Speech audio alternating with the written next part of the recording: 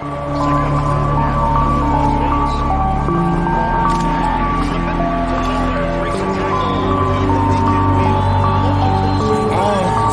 with me, all in, all in, all in.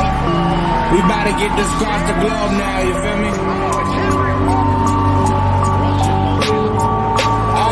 Listen, throw out my 7-7, head out to the Coliseum. I see another team's fans, I wouldn't wanna be them. We write a nice and then we all in. Every game, win, lose or draw, we just all in. Every day, not just on Sunday and Monday nights. Cause to me and most of the nation, football is life. Talking bad about our Raiders, we'll brawl and fight. And don't forget these past 11 years, it's all been trite. And the nation very patient, but we tired of waiting. We just wanna see the Raiders start returning to greatness. October 8, 2011, when the biggest Raider levitated, shook the whole nation. Al Davis, we was devastated, trying to change the culture, starting with the regime. And Raider Nation like a family, cause we more than a team. The media, they got it right, they say we hungry and mean. You either Raider or a hater, brothers, no in between. The Oakland Coliseum, so much glory, it's a story place. Head back to that trophy case and head back to the glory days. The Raider Nation, it's a sentence that's for life, bruh. Thanks to Reggie Mack, this offseason got me hyped, cause I'm all in, I'm all in. Just win, baby, I'm all in, I'm all in, I'm all in. Just win, baby, I'm all in, I'm all in, I'm all in, I'm all in, baby, I'm all in, I'm all in, I'm all in, I'm all in, I'm all in. Yeah, I'm all in, I'm never skeptical. Every home game, the parking lots look like a festival. Special shout out to the homies in V-Lot, C-Lot, D-Lot, A-Lot, E-Lot, F-Lot, H-Lot, and G-Lot too. 66 mile boarding and track too. The whole nation, from whatever transportation. Yellow Raiders through the tunnels, be the Navy vacation. We miss you all a lot, but then I salute you. He even said the greatest of the Raiders is in their future. The future is now, the future is now. How many times we gotta hear it, man, the future is now. Won't allow no bandwagons if the season going well. Not another season, do we wanna see that 4-12? Unless the natives bring out the pressure. This the first time in a while that we in right directions. We win the game and we go crazy, man. If you ain't a Raid fan.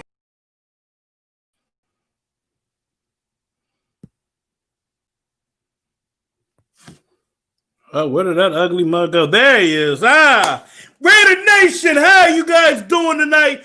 Welcome to another great episode of the Unfiltered Truth. Talking with them slave chops over there calling people ugly. You know what? I'm gonna say it. Phil Jones here. Phil Robinson is always here to join me, my brother from another motherfucker. How are you guys doing tonight? How are you doing, my friend? I am doing well. We got a big game coming up. We got stop number 6 on the DC Respect Tour. Oh, wow. That's right. Brady versus Carr. And now there was always that talk. You had people saying that there was this big percentage of Tom Brady being in silver and black. And you know what? Yes, I was one of the ones that said it because there was that possibility. But Derek Carr said, enough is enough.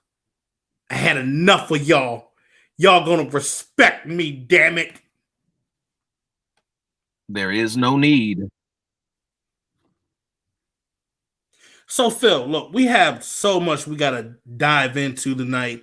And when I said we got to dive into a lot, we have to dive into a lot. Some earlier news, even though he's currently still in the IR, Damon Arnett, he was removed from well, he's still on the IR, but they went on and put him on the COVID list. He tested positive. So, you know, was looking to have him back by that Browns game. But, you know, with that and then you testing positive, probably won't see him back for a while now.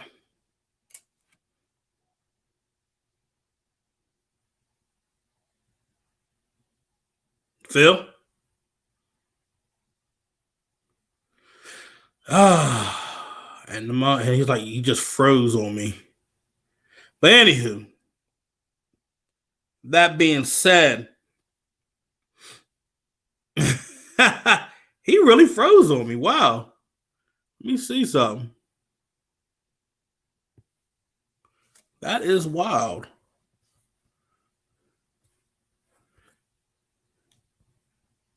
Phil Robinson, can you hear me?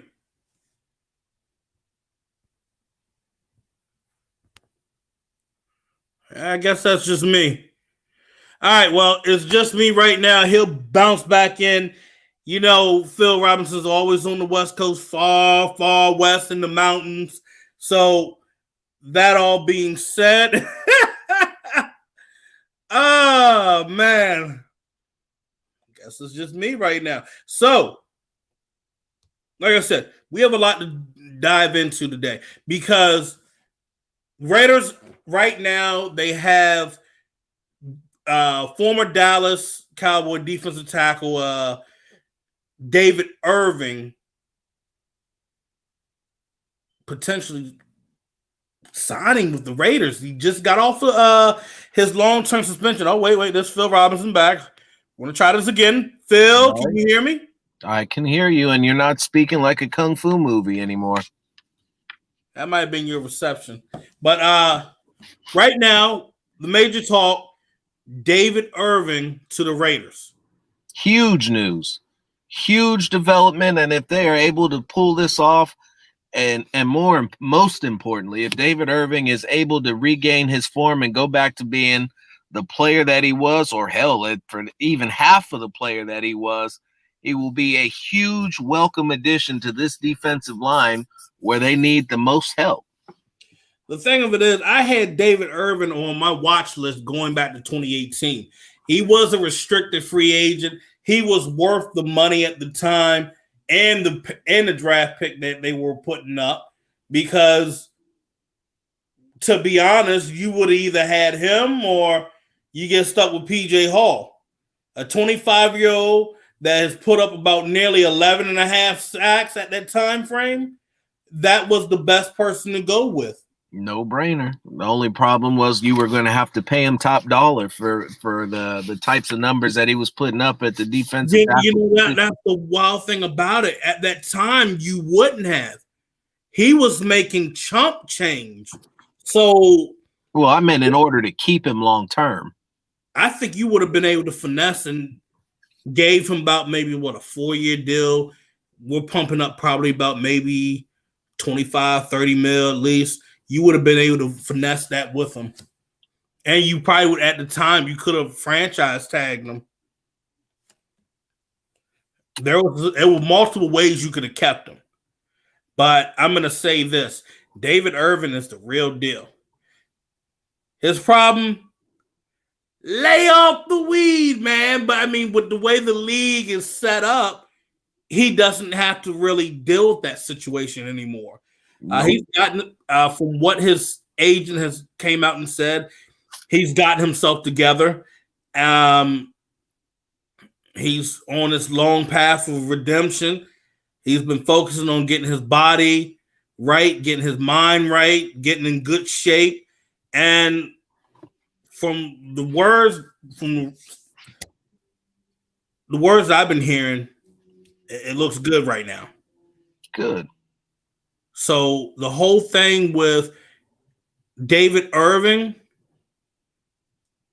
him being able to do this workout, going through Gruden's gauntlet, and to be honest, I see the Raiders getting ready to sign him within 24 hours or, 32, maybe going on 28.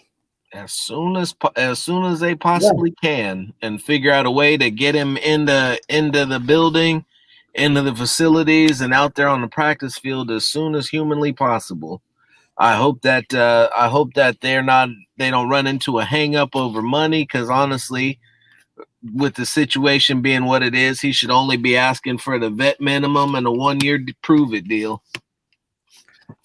I don't think money's going to be a real big problem in this situation here. especially for someone that's been on that year-long suspension list because he was a repeated offender. You're looking to get your money. You're looking to get whatever you can take to get back in good graces of his coach. Really, Rod Marinelli was the guy that was like, this is my man. This boy can do what he can do. Now, we heard that with Malik Collins, and Malik Collins has that potential, but Malik Collins can't stay consistent with it from what we're gathering here. Malik Collins was backing up Irving. So I'm just gathering a few information. I'm gathering some good news.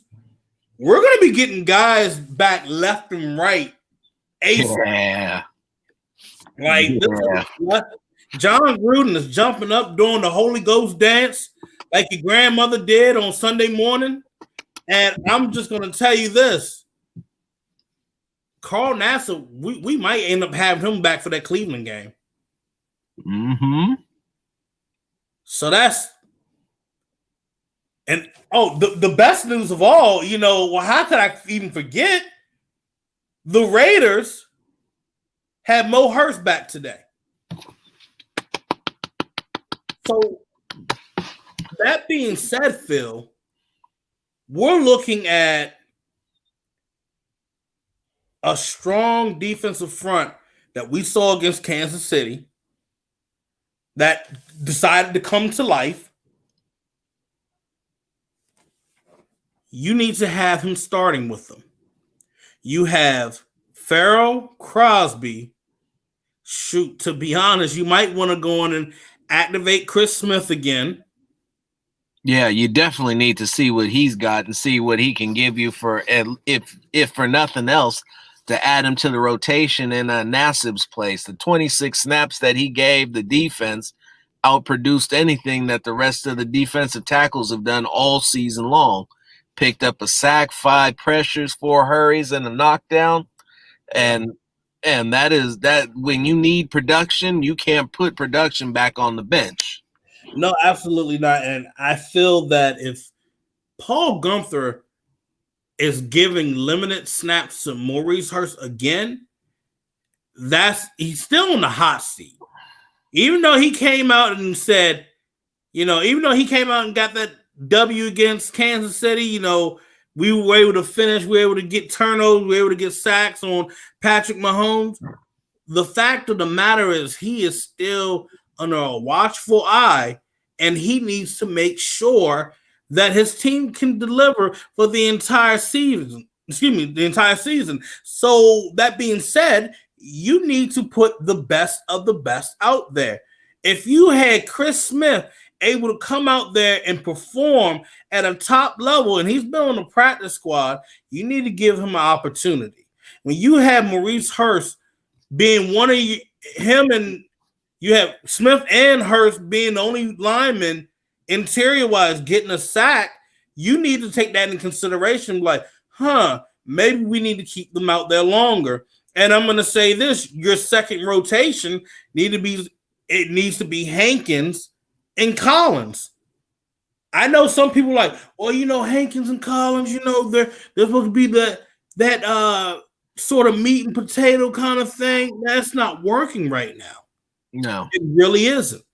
And the fact of the matter is, you need to stop taking away snaps from Maurice Hurst.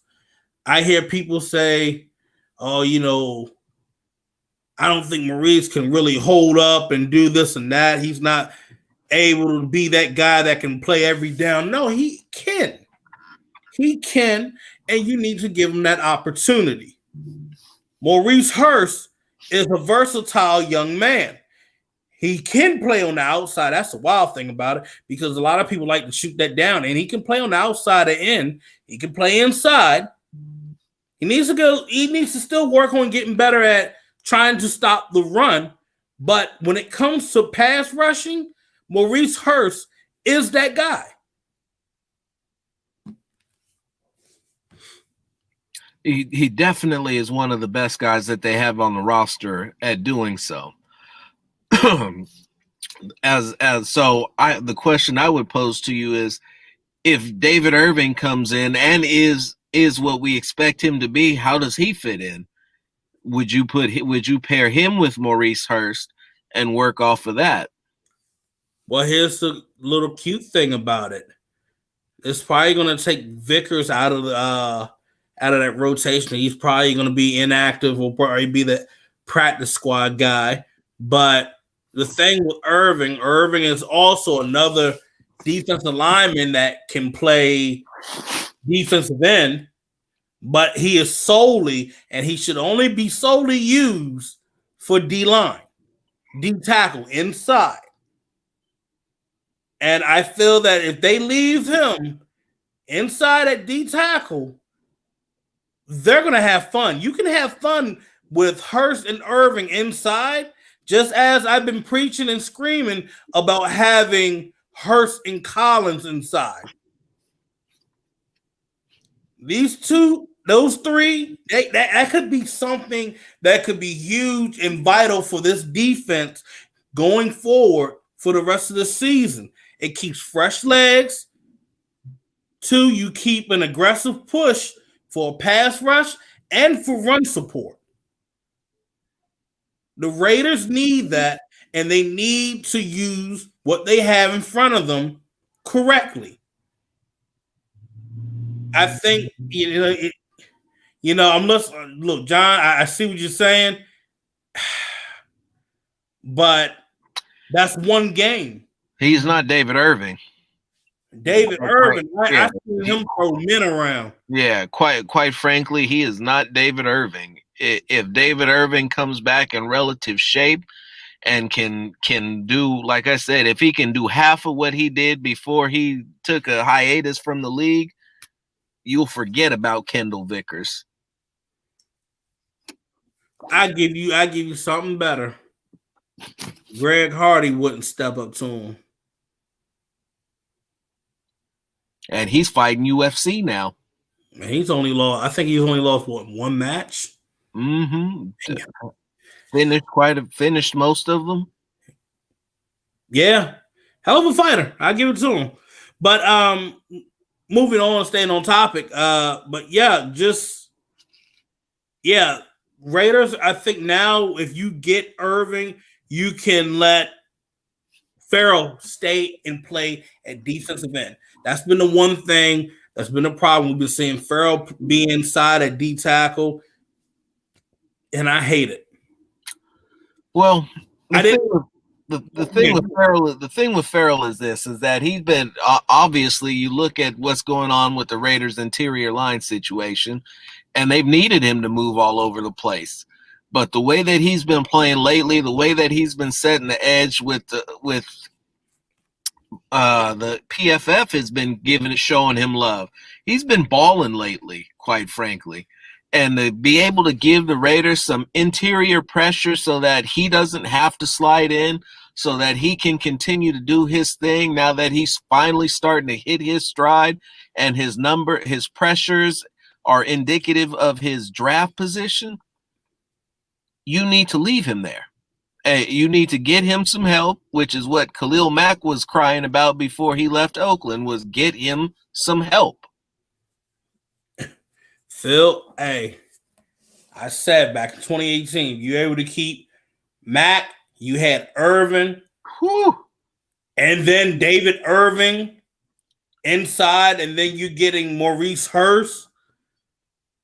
Oh, Phil. With Max, yeah, and then for your rotation, then you go that following year, you get a guy like, it could have been Max, it could have been could have kept Danico Autry, didn't even have to draft a guy. I still think that was a mistake. Playing once they moved Danico Autry out to the end, they should have never let him leave. Look, I'm just saying, man, that the sky could have been the limit. The sky would have been the limit for the defense. Defense would have been on point with that front seven. Mm-hmm. But, better late than never. They finally get some linebackers that are decent. They get some defensive linemen that are starting to come together now as a whole. You add you add one more piece to that D-line, that is a big help. But I'm going to say this. I think Rod Marinelli knows it. John Gruden knows it. Paul Gunther knows it. That Malik Collins lately has showed up and he has become fool's gold. You know, we saw this whole sexy videotape of him on the beach doing the whole hand and sliding and spin and bull rush. And you're like, damn, yeah, this is what we're going to get. Hell yeah. And then you look at it, it's like, I'm watching Bruce trying to play defensive tackle and give me a pass rush. When I see Malik Collins give me a pass rush, I look at Bruce. Wow. Disrespectful, yes, it is. Facts, yes, it is. Cold hard truth, damn right. Absolutely. The unfiltered truth. I'm cold-blooded. And you know what? I hope he hears that and it lights a fire under his ass. You can either argue and bark with me on Twitter or you can step your game up because your game has looked soft as shit. Because let's be real here. They're giving you this contract where you have the option of a second year. Everybody has made you the talk of the town and you're not living up to it. You just got outproduced by a practice squad player who played for 26 snaps. In 26 snaps, a practice squad player put up better production than you have all season. That's not good. Not good at all. And you know, you're always gonna hear that one. You're probably gonna hear that one thing. Oh, he was he was dealing with injury and all that. Nah, man. I mean, Maurice Hurst been dealing with injury and he's doing his job. Man, 26 snaps. There's a handful of guys that are doing injuries and they're still doing the thing. Jonathan Abram, that man probably had about 9-10 concussions, then probably broke both shoulders.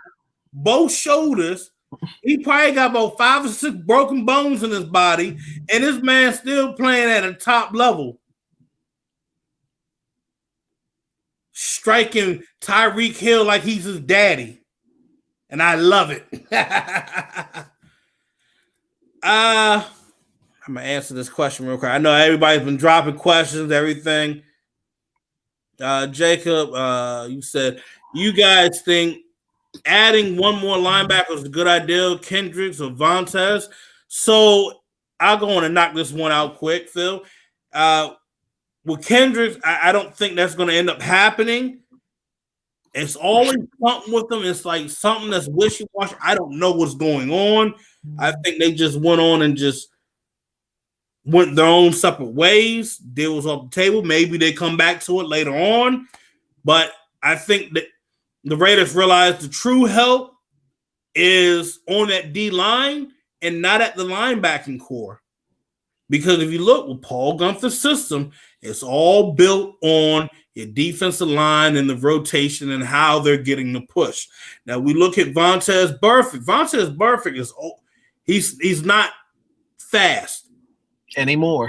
They will blow right past him. There was a video we showed going back from last year's Minnesota game. Kirk Cousins hit a play action on him so bad he broke both his ankles and he fell down. It was like, we fall down, but he didn't even get up.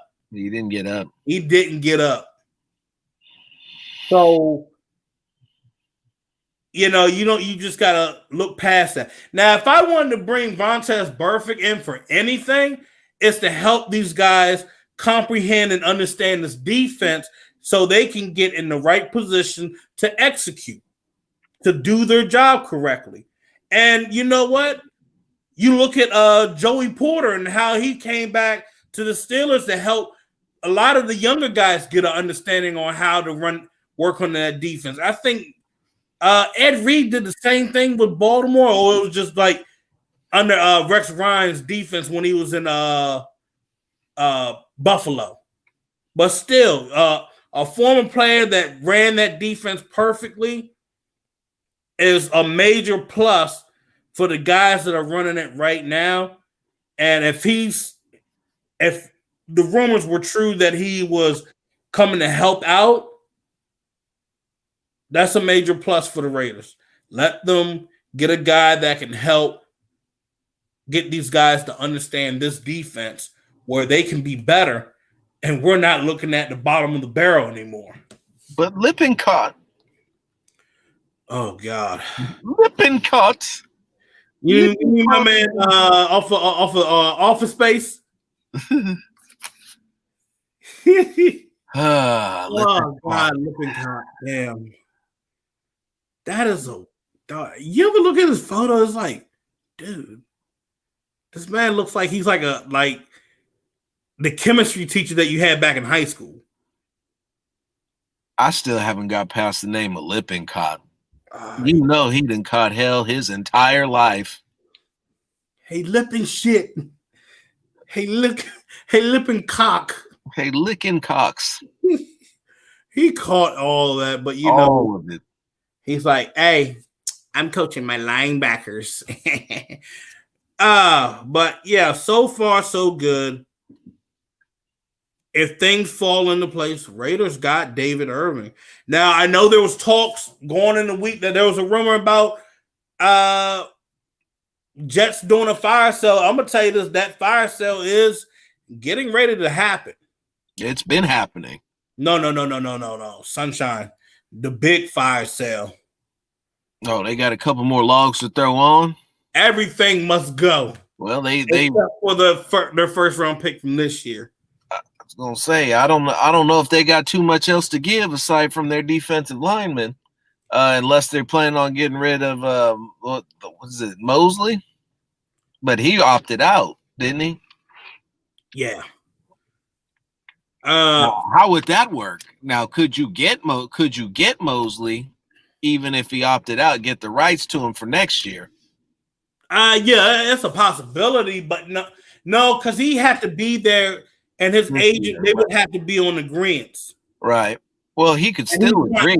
He's not there to be in agreement to that. He's opted out of the season, so technically speaking, his rights are set up, and so he can be secured for the team this year. Now, Quinnen Williams, that's another story. We got Quinnen, you got Leonard. No, Leonard's in New York. That's right, he is. He got dropped already. Man, everybody's trying to say that he's a bust. And look, I'm going to explain to you guys. You guys got to stop using the bust word, okay? Because maybe you playing for the Jets and being under Adam Gase, that is not the best thing for any player. Or just the Jets and the Johnsons, period. They have him out of place. They had him playing DN, and then now they want to try to slide him inside. And he has what? I think 2.5, 3 sacks on the season right now. So he's not doing that bad for a defensive tackle. I think he needs to be in a better system. I think he needs to be in a 4-3 instead of being stuck in the 3-4. And you feel the 4-2-5 is the best system for him? Yes, I actually do. If you look at it, Alabama ran that a lot back when he was there for that one season. They still do run it. Now, some folks will say, well, okay, what are we going to have to offer? I'm going to be real with you. You're going to have to offer about a second-round pick for him.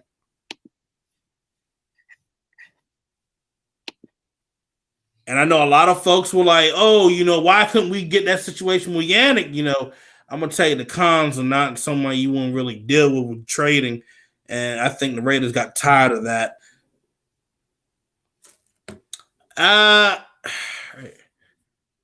Matt, you said heard people on Twitter saying we should go after the safety Marcus Maine.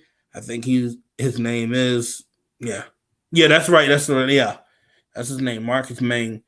Now here's the wild thing, and we're gonna hit on this right here. I didn't make that as one of the topics, but Jeff Heath, Phil. I mean, would you like to hit on this? What do you want to do? Jeff Heath is currently sitting on a 92.3 or so, 92.4 player grade out of Pro Football Focus. Jeff Heath is outplaying Eric Harris. Jeff Heath is outplayed virtually every safety except for Jonathan Abram. What you need to see before you start shopping for safeties is more Jeff Heath. Now, do you still need to add another safety? I believe so. Yeah. I believe you could probably skate by dropping LaMarcus Joyner back off the line and to free safety to spell Jeff Heath.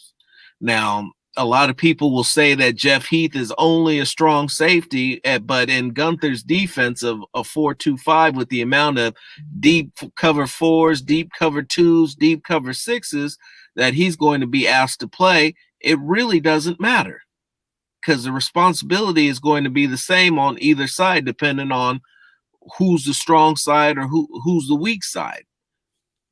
You're either going to be up against a tight end, or you're going to be up against a slot receiver, or you're going to be playing. No, excuse me. Let me take that back. You're going to be in zone, either in deep halves or deep quarters. One of those two. I'm gonna be real. We go back and look at the Kansas City game, and you had LaMarcus Joyner out there. You know, come to think about it, I just felt like he was a liability out there. He was hurt, and he was getting pushed around and bullied.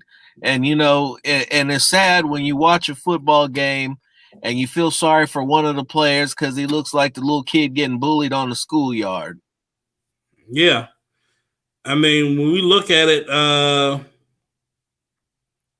second half, he tried to – no, actually, that was more of Nevin Lawson that was making those plays out there. Mm-hmm. To be honest – I felt comfortable with Nevin Lawson trying to play inside the slot. Yes. I felt much better. Much better. And I feel like once Damon Arnett is able to get over his COVID and his thumb from being broken, that if you put him back at his regular outside position and Nevin Lawson in the slot, you should be good to go for the rest of the season with minimal problems. Yeah, because you know what happened out there, you started seeing less of Joyner, and they were going with Nixon and Lawson.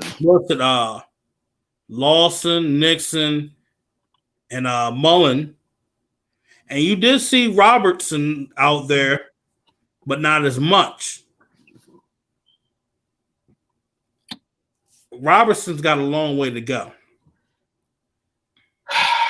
Unfortunately, you can't coach height. Stop making fun of your little brother like that. I'm just telling him, and it's ROBIN, not ERT. I know. But nah, you know, I figured this was going to happen. You're looking at a guy that's about 5'7", weighing about maybe buck 65, soaking wet. Now the Raiders did have Michael. Yeah, the Raiders did have Isaiah Johnson out there. They did mix it up. They mixed they ran a lot of zone. They started running a lot of zone, a lot of disguises and whatnot. And that's why I was like, where was this Paul Gunther when we needed him? Like, where is this? It's like he has this amazing moment in the third quarter, and then 4 quarters there, and then he just poops and gives up 7. But I mean, you held them in the second half to 7 points, which is pretty damn good. I would argue that Paul Gunther showed up when you needed him the most. Yeah, when you needed to get a win on the road in Kansas City, in a place that you haven't won in 7 years. against an opponent who's only lost 2 out of the last 30 division games. I would argue that Paul Gunther showed up when he was needed most.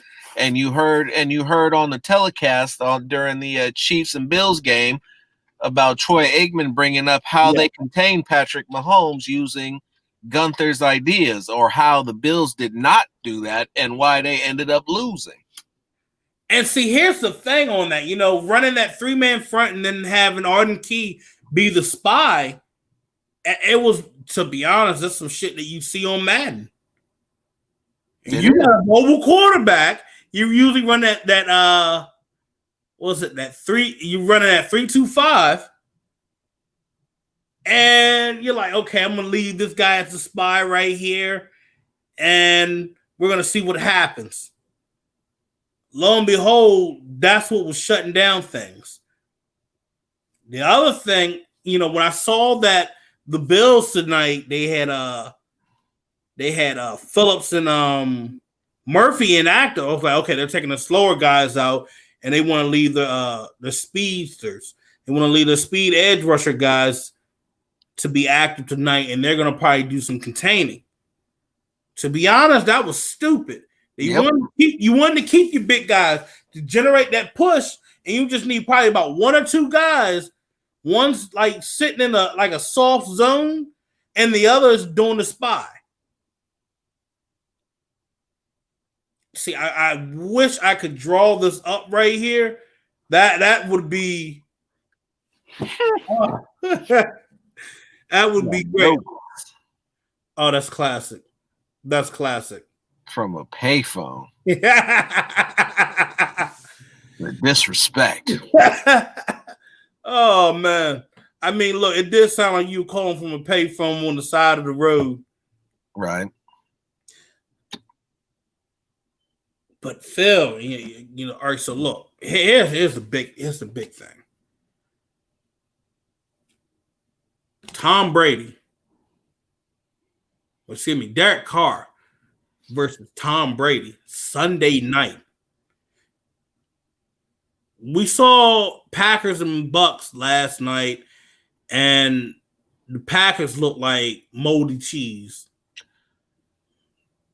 The Packers fell victim to their own game plan. And what happened? They've been touting about how great their running backs have been and how Aaron Rodgers has been doing it with practice squad players and basically scrubs.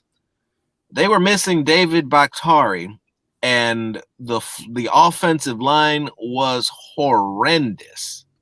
The offensive line was getting beat with the 4-man front. They were getting beat with single blitzers. You were getting beat with safety blitzers. You were getting beat with Todd Bowles bringing the house. Any type of way you could slice it, the offensive line was getting beat. They had nothing for Tampa Bay's defensive front 7 all game long. And what started the avalanche was the very first time that Aaron Rodgers stared down a receiver. And he stared down Devontae Adams on an outbreaking route, and the corner stepped in front of him and took it to the house. Yeah. And the defensive backs, which are suspect because Tampa Bay's defensive backs have always been suspect, minus the ones that went to the Super Bowl. If you allow them to sit on short routes, don't test them deep, and miss when you test them deep, the front 7 is going to eat you alive. That is one of the things that Derek is going to have to be very diligent about in this game, is going deep and hitting his check downs with accuracy, hitting his intermediates with accuracy. The linebackers are insanely fast. Devin Bush and Levante David are going to be a problem. They need to have a game plan for those 2 players. Otherwise, this is going to be a repeat of what happened to the Packers. Well, here's the thing. Right there, where you had that problem with 2 linebackers like that, crossing routes. I pick them apart. Let's say you have Aguilar on one side You had Waller on the other side, come right across middle field. I'm telling you this, that's gonna. And I know that sounds so basic and sound like, oh wow, okay, but to be honest, that's something that would freeze the linebackers because they're going to be wondering who's getting who. It's that timing. It's going to have to be some timing and reaction. Now, what happened on that pick six? Devontae Adams sat there. He should have went up and grabbed it. He got back to the ball. He got too lazy. Yeah. Lazy in his route. And the other thing about the Packers, they stopped going back with the running game. It wasn't working. I mean, it wasn't working. They got a couple of so through the first quarter, they had things rolling. The run was working. They were attacking, or it wasn't so much as the toss sweeps weren't working. The zone wasn't really working. But whenever they would hit the power up in between the tackles, they were getting free. They started getting cute and doing all the toss, doing all the stretches, all the zones, and the speed of the linebackers were picking them off. And once it became apparent to the defense that Rodgers had no intention of throwing the ball deep, they all just kind of sat and hung out in that 10-yard area and just took off straight whenever they saw openings. And they started catching Aaron Jones in the backfield early and often. I mean, it was sitting there as Captain Obvious, but the other thing about it, he didn't have another threat that could go downfield. No. Well, he had MVS, but he's inconsistent. Well, in this particular game, it wasn't MVS's inconsistency as much as it was Rodgers wasn't getting him the ball.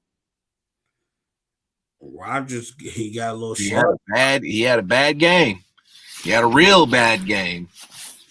Bad game. I mean, I'm going to say this right here. When you look at the Packers receiving core, you look at he lost his big tight end. That was another thing. Yeah. But when you look at what they had, they really don't have that much speed to offer. No. And I'm going to say this. When you look at some of the corners that Tampa Bay has, they don't have the speed to stay up with our wide receivers. We're on the back end at safety. They got box safeties. So when it comes down to Ruggs, you know damn well somebody's going to pass out trying to stay up with them. When you have Aguilar, they're going to have a tough time. Even Jones, they're going to have a tough time. Renfro, you know how he sneaks around. He's going to be able to get across that field where it's going to freeze the linebackers. So what I'm saying is this. The Raiders do have the advantage, but the thing that I always say is just go deep, baby. And that is definitely the strategy of choice that I would love to get behind and see more of. But I actually think that you left out the most glaring and obvious matchup. One of the two linebackers is going to be tasked with being part of the double for Darren Waller. Oh, yeah. And Waller should eat in this game the moment that a linebacker is nowhere near him, because these safeties aren't as big as he is, and they're probably maybe as fast as he is. And that's a lot of open space that he's going to find against some little guys in the middle of the field where Derek is in his happy zone. I think that you're going to see Ruggs going deep. You're going to see Aguilar going deep. You're going to see Waller occupying one of those linebackers and a safety. And there will be holes that you can exploit in this defense. This defense was able to come downhill, and once they started coming downhill, the Packers couldn't stop them. So here's the other thing. This defense wants to play so fast that if you play it right, you can slow them down to where, damn, you can use a play and throw it right to damn near old ass Jason Witten. Spread them out. And that was the other thing that I didn't see the Packers do with any type of frequency was they kept it in tight in the bunch and to work the sideline routes that they love to do and all of the switches. Sometimes when your defense has got a shit ton of speed, you just need to spread them out. You can be fast, but if you can't get to the quarterback and you start a track meet, the Tampa Bay Buccaneers are not going to win a track meet against the Las Vegas Raiders. And see, here's the other thing. You said running up the middle. Yeah. If I'm the Raiders, do not even think of going with Jalen Richard in this game. No. You need to go with what I've been screaming for since the beginning. Jacobs and Booker. Yes. Jacobs can wear them down with straight power. And then you're going to literally have Booker knifing right up the middle, hitting full speed. I'm going to say this. Booker might be a guy that gets his first touchdown in this game. He should. If the line is getting that push and wearing them down, you got, so we're looking at having Trent Brown back. Still trying to figure out what the strategy of incognito, or not the strategy, the status of incognito is. But even with Denzel in there and Ingold back there, you have enough guys to take care of the defensive front. But you cannot, as I said earlier, you cannot run side to side because Jacobs is not fast enough to run side to side versus this defense. Yeah. And Booker, and I don't want to see Booker running side to side either. He's got to bust one up the middle because once he gets past the second level, there won't be anybody to stop him. I mean, and that's why I keep telling a lot of folks that ask me about Devontae Booker. Denver misused him a lot. They misused him and had no line. That was another thing. And when you getting beaten the living shit out of every single time that you're running the ball, you're going to start to fumble it. The Raiders are going to have to push. They're going to have to drive these guys downfield. Mr. One Hand, Mr. What's his name? Jason Pierre-Paul. He's going to be lined up against Brown. That's Uncle Stumpy. So I'm going to say this. With Booker, you could run to the outside on that. Because if Trent Brown is taking him out of the way, then Trent Brown you got to worry about. What I saw from Devin Bush and Levante David were two sideline to sideline linebackers who can get there. You ain't listening. You ain't let me finish what I'm saying. Oh, please continue.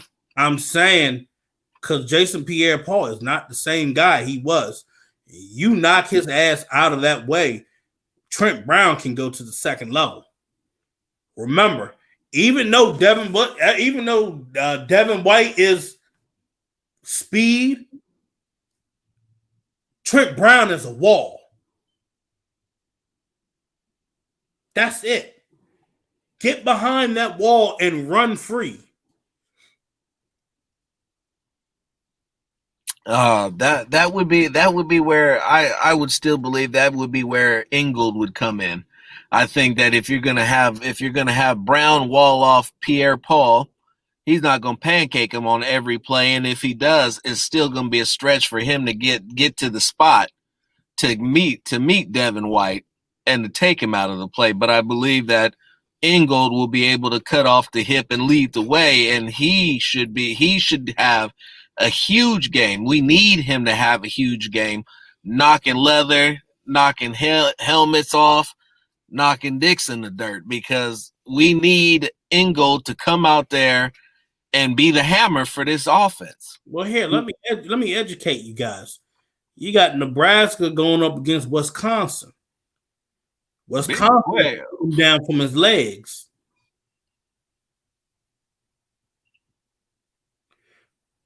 Ingold going to take Ndamukong Suh's legs. I've caught on the Ingold now. Ingold knows he's got to play a little nasty and a little dirty. And I caught that in the London game where they went after Mac's bad knee. Yeah, they went after that motherfucker's knee. I noticed that. Took Mac out of the play, and it was just cakewalk for Josh Jacobs. So what makes you think he ain't gonna do the same thing when he's seeing Ndamukong Suh coming out of anywhere? I'm gonna tell you this: Nebraska and Wisconsin, that's a hell of a matchup right there.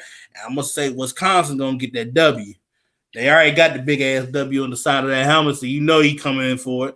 Look, Alec Ingold, this is the game where he's gonna have to be nasty as shit, and he's gonna have to bust Ndamukong Suh's jaw. Whatever you do, do not make that face again. Cause it look like somebody broke your jaw too. I'm thinking you are drastically underselling a healthy Gabe Jackson. A healthy Gabe Jackson. I'm gonna tell you this: if you're gonna run it inside,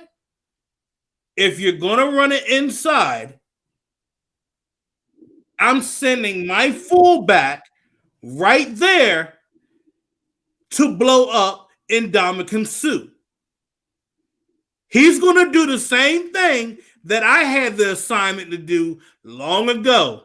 When I saw Big Boy right there, the guard disengaged, and I blew his chin up. I threw a whole forearm right under his chin and knocked him out of the way, went to the next level, and took the damn linebacker out.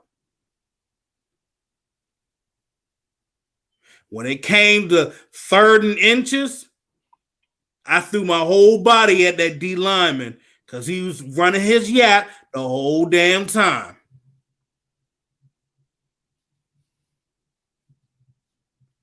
So, Gabe Jackson?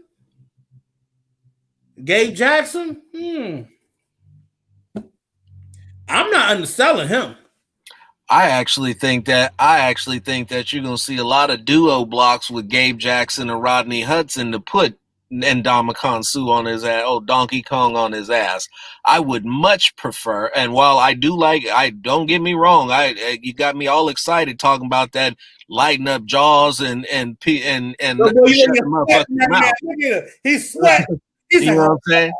He's like, oh my God. You know what I'm saying? Hey, you know what I'm saying? When we talk about laying motherfuckers out, I get excited. I get happy. But I want to see Alec Ingold giving it to Devin White. I want to see him giving it to Levante David. I want to see him getting to the second level and laying out the linebackers on a mismatch for him. I don't want to see him taking out legs. I want to see him laying hats. I want to hear. That's what I want to hear. Oh, we're going to hear it in this game, bro. Like, no matter what, hot bubbles. Both sides of the ball, we're going to hear that clap. We're going to hear it from Abrams. We're going to hear it from one of our linemen, or we're probably going to hear really the claps that we usually hear. We hear it from Ingold. God damn it. I want to hear it from everybody. Not just Ingold. I want to hear it. I want to feel it. I want to jump up for joy. Let's bring it back down. Because it's one thing I've been going back through a lot of the film. Darren Waller has a problem.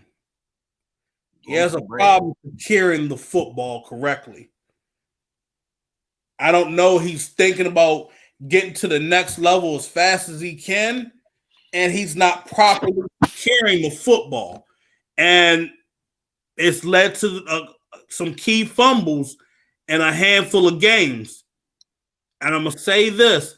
He needs to work on holding that football properly, or it's going to cost us in this game. I go back and look at that Kansas City game. He got that first down, and all I see is the ball moving around left and right. It's not even fully secured. He has to work on securing that ball. And it's going to cost us if he doesn't. Raiders know it. The tight end coach knows it. John knows it. They need to get that shit fixed right away before we even think about big plays to Darren Waller. You need to treat him like You want to hear something weird? I'm wondering if that's been some of the reasons why we haven't seen any big plays from him lately. We've been seeing like we've been seeing like his on the average is what 6-7 yard catches, and then he does his yards after catch probably be like another 8 to 10 yards. I've been noticing after that fumble against the Bills, I didn't see any other big plays, like big passes, like going deep towards them.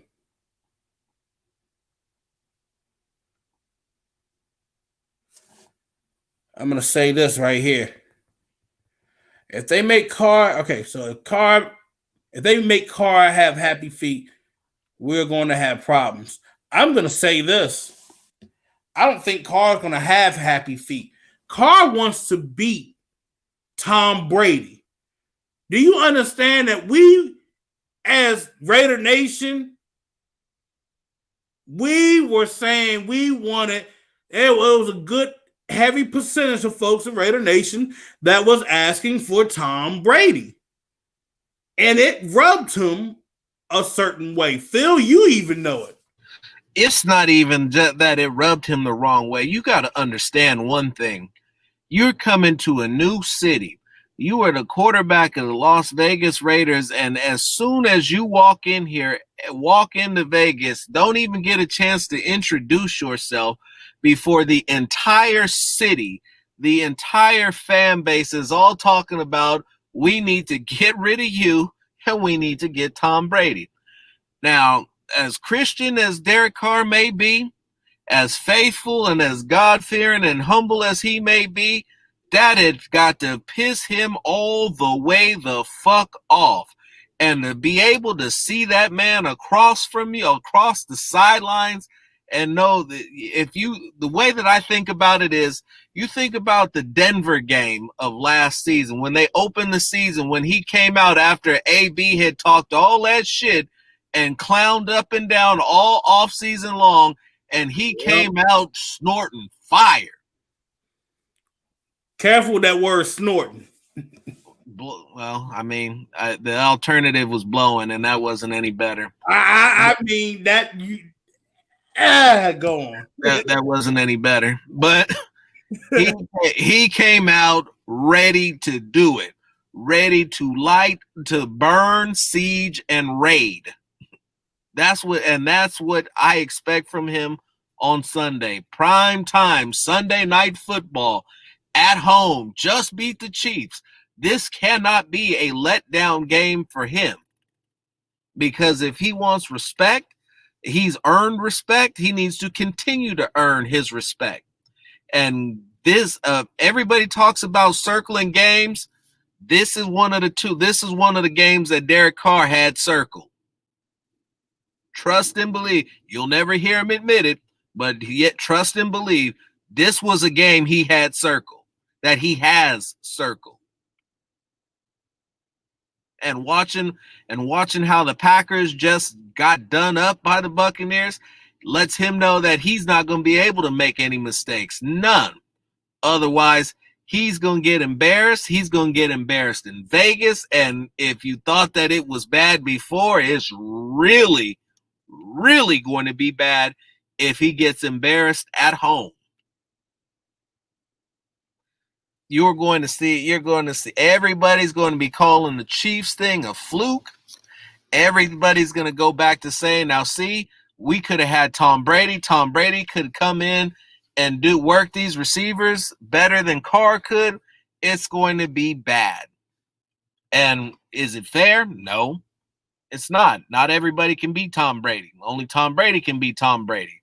But the fact that Carr has been demanding his respect, saying he's tired of being disrespected, he's tired of losing, he's tired of all this, that. It is time to lay those demons to rest, to exercise them, to go out there and show everybody what he is about. I have been uber critical of him. I've even borderline downright disrespectful. Never had anything against him as a person, but as a quarterback, I don't like the humility. I want to see the cockiness, the attitude, the swagger. I'd like to see him lighten up some of his receivers on the sideline, to be honest with you, because I want to know. I want to feel, not know. I want to feel like winning is the only thing on his mind, period. No thoughts and prayers, no love your family. I want to see him go out for blood. But that's just me. Storming like Norman, came to take what he wanted, period. You're right, Kev. That's absolutely right. Damn, they try to get rid of me like that, bro. They did. They tried to do you. You Hey, talking bro, about? No. Y'all in the timeline better get on him and his drop signal over here. This motherfucker sitting at home on the Wi-Fi. Hey, bro, no. Hey, check this out. Y'all want to hear something wild? Wi-Fi is completely fine and normal.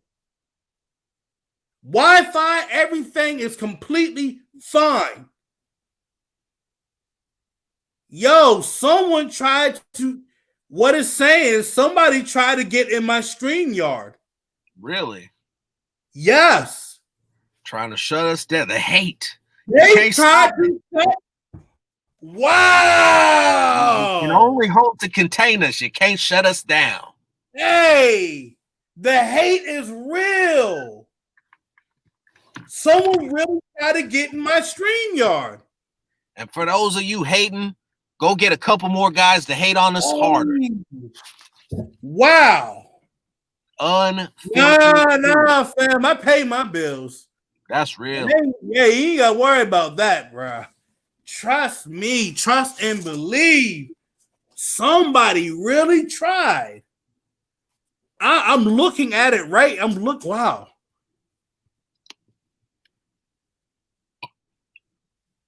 Now, does Josh Jacobs look healthy? Josh Jacobs isn't fully healthy. He's got some hip issues. He's getting nicked up and banged up, which is why you're seeing more of Booker. But the other thing is that Booker's just faster. And they're stacking boxes against Jacobs and giving Booker your traditional box to run into. So, I mean, it really comes down to one of those things. Do you want to continue to bang your head against a brick wall, or do you want to be a little smarter and take what the defense gives you, especially when the faster guy is able to get space? Now, Kev, to your point, it's a hip pointer. Yeah. Usually with a hip pointer, it doesn't last that long. He's got rested up for like a good 2 weeks now. So yeah, he should be. They should all be good and coming back soon. Almost everybody is, with the exception of Arnett and possibly Incognito, slated to come back for the Browns game or by the Browns game. Yeah. So you said Edwards? Yeah. Edwards. Yeah. They're not going to rush him. That's a good thing, not to go on and rush him. But I mean, oh wow. You got jokes, John. You got jokes right here. He said, look, bro, you can't be paying mid-show talking about your payment was good. Oh man.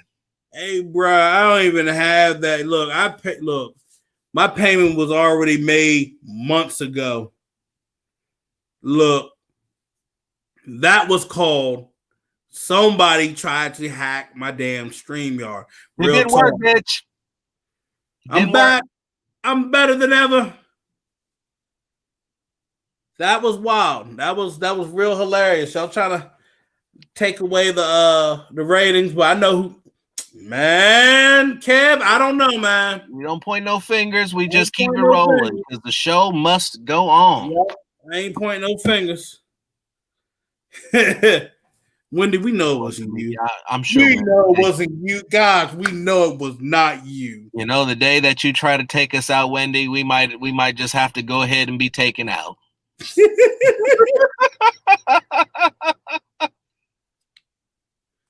Oh, Jim, that's funny.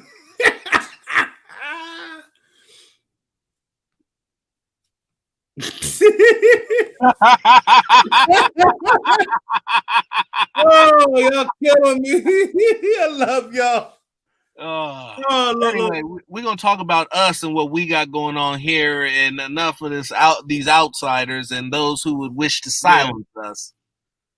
Anywho, look, so other than that, I mean, we really hit on.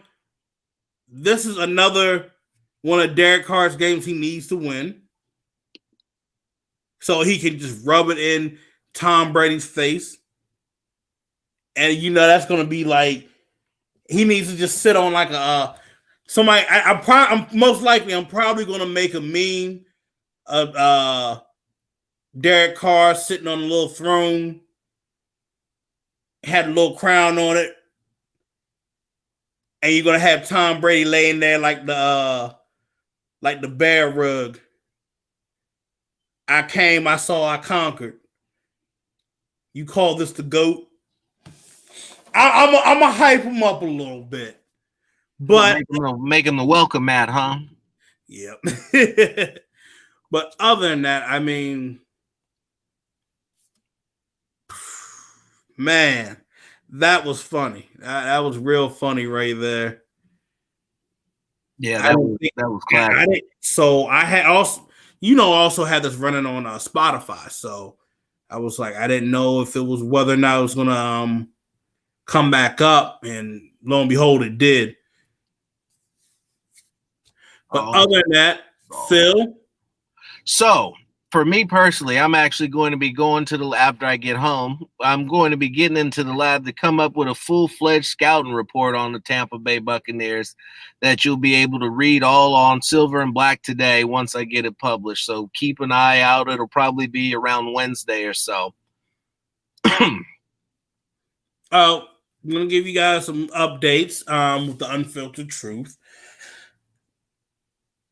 We'll always still be running our stuff with Raiders and Raiders Essentials, but I also be doing other stuff with the Unfiltered Truth as well. So hitting on some hard topics going on in the world, just awareness. Like, this is October, so this is Breast Cancer Awareness Month, and I'll probably be having a couple guests that are associated within the NFL, and we'll be talking about that. I always talk my basketball. I'll bring that up a couple times on Unfiltered Truth. I have a special guest this Friday. We'll be talking on the awareness of Parkinson's disease and just trying to find a cure on it. So, just hitting on some health topics. You guys, I know some folks are affected by it. I want to go on and hit on those things. So, other than that, Sunday, I'll have my morning show. And I will also have our pregame show for Sunday night. It'll be better than Chris Collinsworth, Tony Dungy, and that big-headed buffoon, James. What was it? Rodney Harrison. Yeah, that fool. So, Phil, it's been fun. You guys know where to find us. Subscribe to the YouTube page, The Unfiltered Truth. The Spotify page. You guys can go on and recap the show. If you missed it, you guys can go back and tune back into it. You want to hear all your Raider news, Raider content, follow me at Phil Jones NFL. Follow Phil Robinson at Phil Robinson III on Twitter. And catch his new articles for Silver and Black today. They are the best. The one and only. I'm telling you this. If you want to hear some good shit, you need to listen to his articles because they'll give you a good understanding of what you're going to see in that game Sunday night. Shut up, John. Get your own show. This is my thing. Over here trying to, you almost worse than the dude who tried to retweet our shit with his own show. Hey, yo, wasn't that the Beaver Man? That was straight garbage. I was like, wait, what the fuck is this? Hey, bro, that was like that's some low key. I had to like block and delete. That was some highly disrespectful shit right there. No shame.